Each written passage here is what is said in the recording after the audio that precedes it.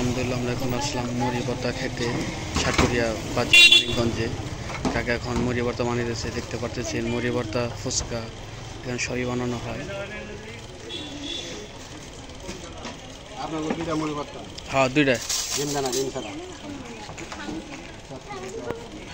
এখানে ফুচকা বানাইতেছে, দেখতে পাচ্ছেন অনেক সুন্দর করে ফুচকা।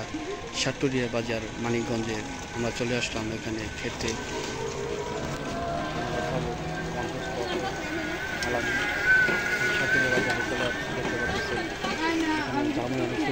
মুড়ি ভর্তা